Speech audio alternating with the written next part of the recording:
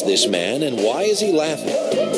He's Jeff Bezos, the man who started Amazon.com. And at 36, he's one of the richest men in America. You look as surprised as anybody is. I am the world's most surprised person. He's worth billions.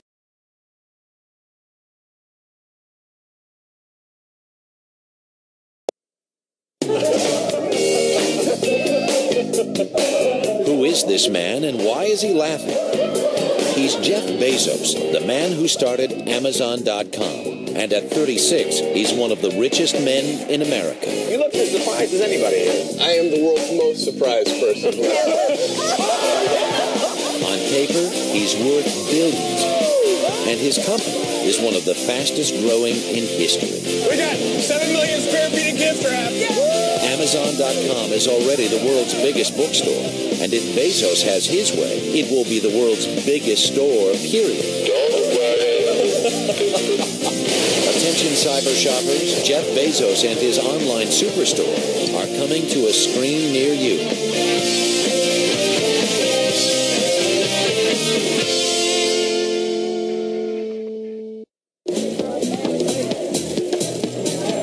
Where once people had to brave big crowds and long lines just to buy a gift or pick up some groceries, today all that can be accomplished at home with just a computer click. In the last 10 years, the personal computer has become a gateway to a global marketplace where you can buy just about anything.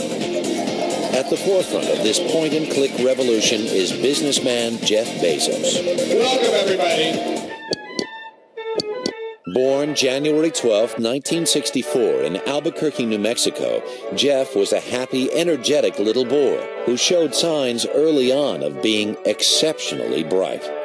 I remember taking him to a kiddie park when he was about 2.5 years old and putting him on the boats. And the first pass by, he was doing much what everybody else was doing. He was waving and saying, "Hi, Mommy." But by about the second or third pass, I had lost his attention. I couldn't get him to wave at me because he was following the pulleys up to make sure that he could figure out what was driving the boats.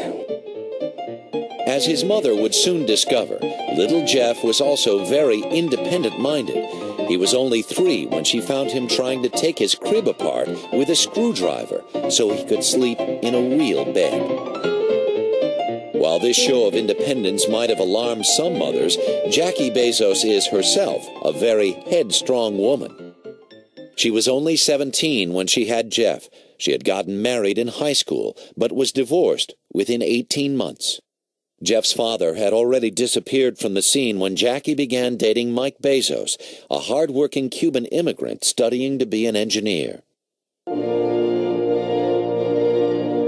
Jackie and Mike married in April 1968, and Mike adopted 4-year-old Jeff. From that point on, Jeff has considered Mike his father, and even today, he has no interest in his biological one. The only time it ever comes up as a thought is when I fill out one of those forms in the doctor's office, and they ask me, for your medical history on your father's side, and I have to write, I don't know my medical history on my father's side. But that's the only issue. Some of Jeff's fondest childhood memories are of the summers he spent on his grandfather's 25,000-acre cattle ranch in Cotulla, Texas. Lawrence Geis, or Pops as the family called him, had been a manager with the Atomic Energy Commission, and he became a mentor to Jeff, encouraging his interest in science and mechanics. We did everything together, just the two of us. We would fix windmills and repair fences and work the cattle, vaccinate them, and so on. And it really was an incredible experience. And I think you learn a lot out on a ranch in the middle of nowhere. One of the things I think I learned from my grandfather is a kind of self-reliance. My dad always said that obstacles are only obstacles if you think they're obstacles, otherwise they're opportunities. And I think Jeff took that to heart. By 1970, Jeff had 2 siblings, Christina, who was 5 years younger, and Mark, 6 years younger, who says that despite summers spent on the ranch, Jeff was never athletically inclined. once he got off of the ranch, it was all about, science fairs and science fiction and, math and that sort of thing. So I think to anybody who didn't see him on the ranch, he would certainly have been classified as a nerd. Space, the final frontier. Like a lot of young nerds, Jeff would become a big fan of a 1960s science fiction television show. He and his friends became early and avid Trekkies. Computer, compute to the last digit the value of pi. Working. Everybody wanted to be Spock. As we know, the value of pi is a transcendental figure without resolution. And if you couldn't be Spock, you would want to be Kirk. Stay at your posts. Remain calm. Spock. And then if you couldn't be Kirk or Spock, then people tended to break out. I usually would play the computer at that point. Affirmative.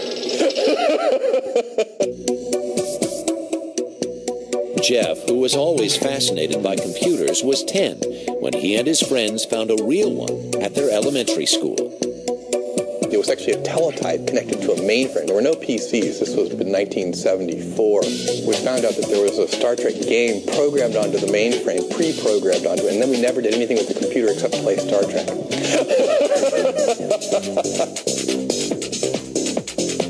When he wasn't searching for Klingon ships on the computer, Jeff spent most of his time working on science projects in the family garage. He was always building things like Inspector Gadget. Being a solar cooker. I don't think we ever ate anything out of the solar cooker. A hovercraft. An alarm that he attached to his bedroom door. And then there was a robot. Lasers in the garage. There was always something going on. It was always an adventure. By 1982, the Bezos family had moved to Miami, Florida, where Jeff attended the local high school.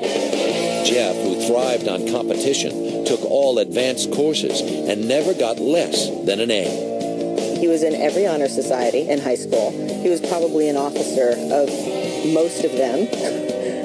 He always had a science project going. He never skipped school, and the one time he was caught skipping school, he was working on his science fair project. Bezos was such an outstanding student that almost 20 years later, his high school teachers still talk about how smart he was. Jeff was extremely conscientious, extremely intelligent. He could see things other students never could see or never will ever see. Yeah, his mind worked 90 miles an hour at all times. Though it's not surprising teachers would like an overachiever like Bezos, what is amazing is that he was well liked by his classmates, who remember him as a friendly, upbeat guy who laughed all the time. When classes were changing in high school and there were 1,100 people in the hallway, you knew where Jeff was.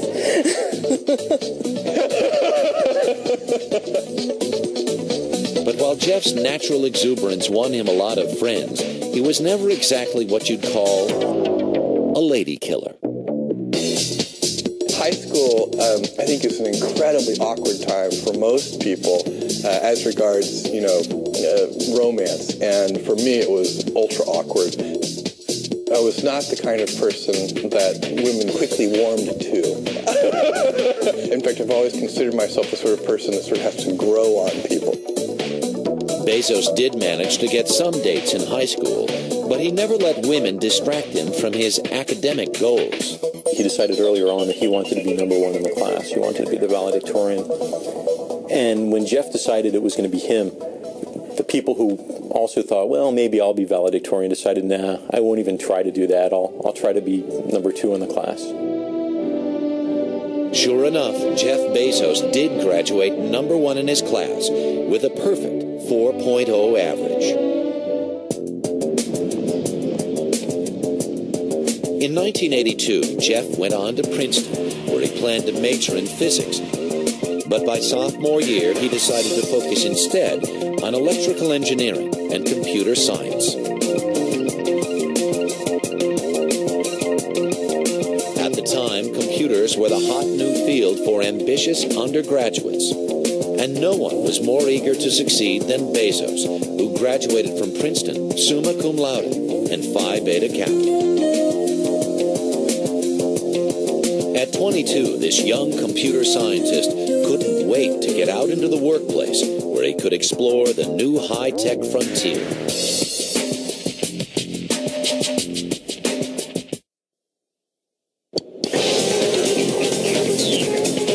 America in the 1980s, the computer industry was booming. Faster, cheaper, and more powerful models were rolled out by the minute. The internet was still in its early days, but by 1986, 1 in every 10 households had a home computer. The timing could not have been better for Jeff Bezos, an ambitious young computer scientist fresh out of college, to embark on a career in high-tech finance. He got his first job in New York City at FITEL, an international financial trading company. I had a feeling that from the beginning that he could just do anything he wanted. Other people are saying, no, it cannot be, I'm not sure, and they have big existential doubts about, can you possibly do something? Is it so obvious as that? He doesn't get involved in that, he just does it. Bezos was also seen as a rising star at D.E. Shaw & Company, a New York investment firm he joined in 1990, where his job was to look for new computer-related business opportunities. Jeff is never afraid to think very big and say, well, you know what, this seems crazy, but, and in fact, many of Jeff's ideas are prefaced by, this is probably a crazy idea, but, and he comes up with great ideas. Bezos, who was promoted to senior vice president in just 2 years, decided that at 28 it was time to find a girlfriend. A project he approached in a typically methodical fashion. He did all sorts of interesting things to meet girls. He signed up for some cotillion class. They give a ball and you learn a silly dance. And he was going to meet girls that way. I believe he learned the dance. I know he did not find the girl.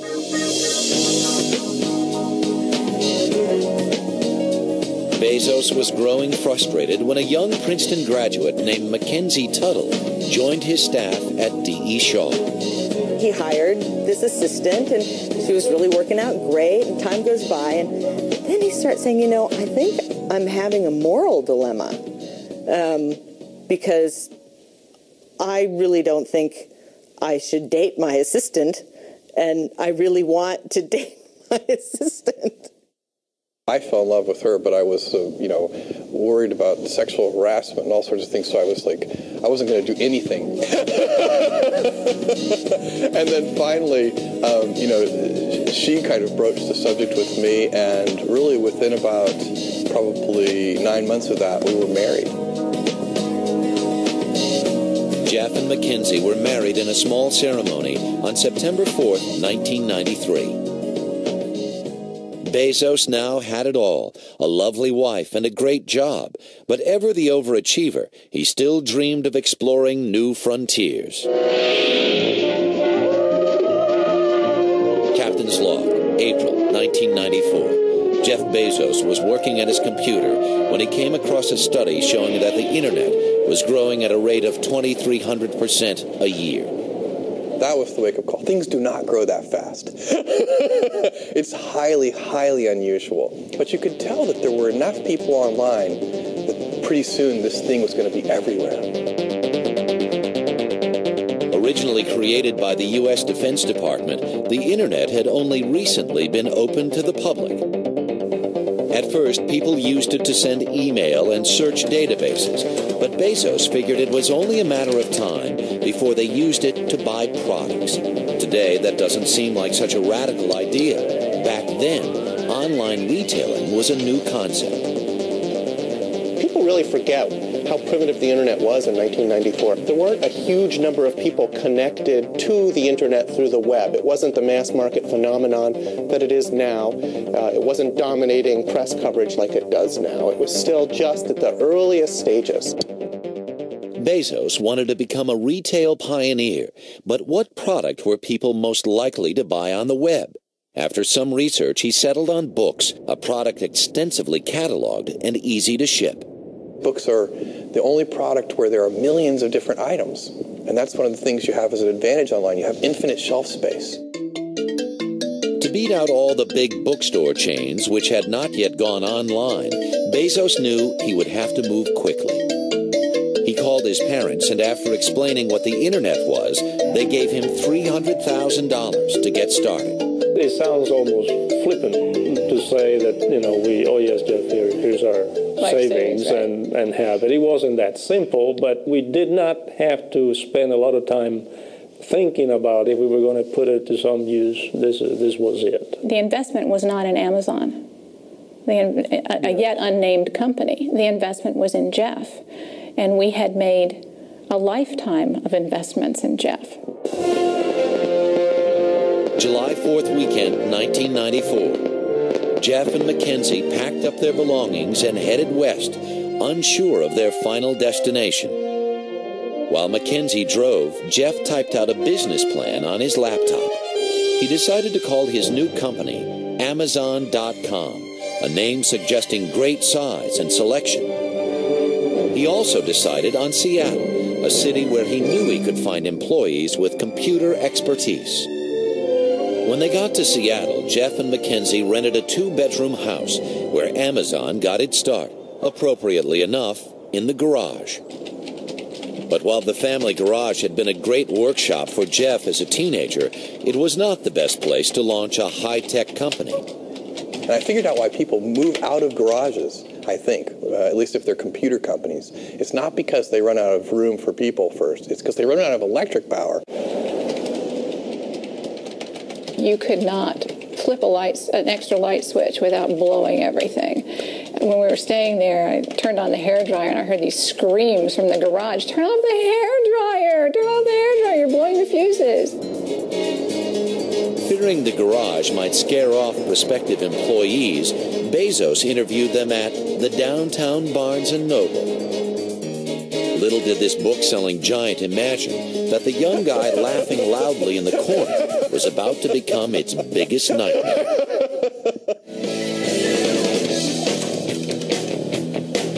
June 1995. The first Amazon website was ready to be tested.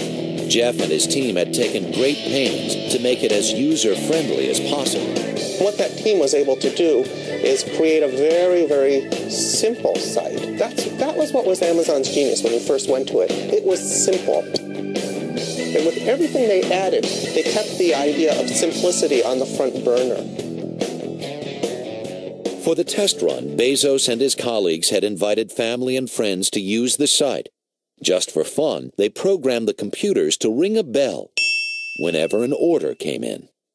At first that was interesting, but within about maybe 10, not even 10 days, I think it might have been as little as a week, the bell was ringing often enough that it was distracting, and so we had to deprogram it. July 16th, 1995, Amazon.com opened its site to the public, and with only word-of-mouth publicity, within 30 days, they had orders coming in from all over the world. When Amazon.com took off, and it took off in a way that we never expected. I have to tell you right now, I am the most surprised person on the planet. If you look at our initial business plan, it calls for basically no orders.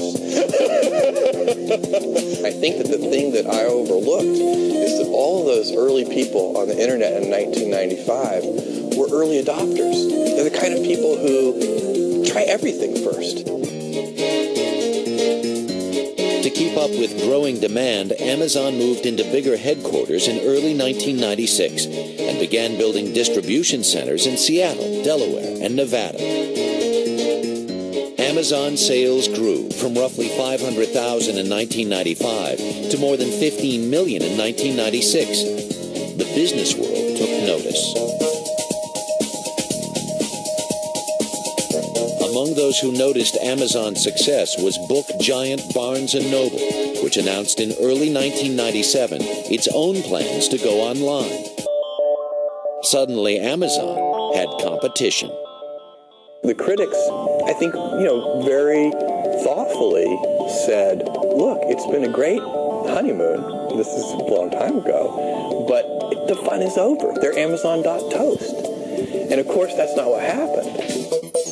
Despite the hype, BarnesandNoble.com has never outsold Amazon.com.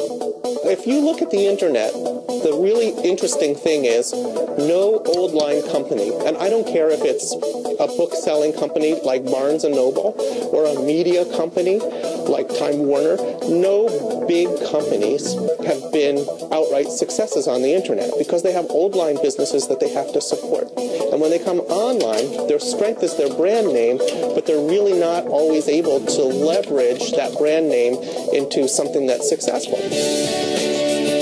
By the end of 1998, Amazon had not only survived the onslaught of a major competitor, its sales were higher than ever. The company Jeff Bezos started in his garage was well on its way to becoming a multi-billion-dollar enterprise.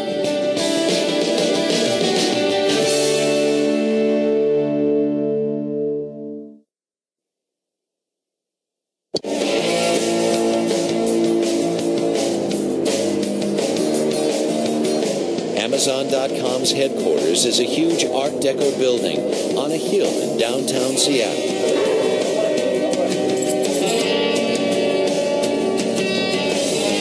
Inside, the atmosphere is like a lot of .coms, very informal.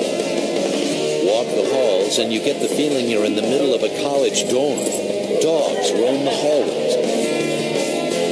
Few people are over 35. And elevators are a place where people express themselves. We're going over speed. Over speed? Yeah, but don't kill it. And at the center of it all is Amazon's fearless leader, Jeff Bezos.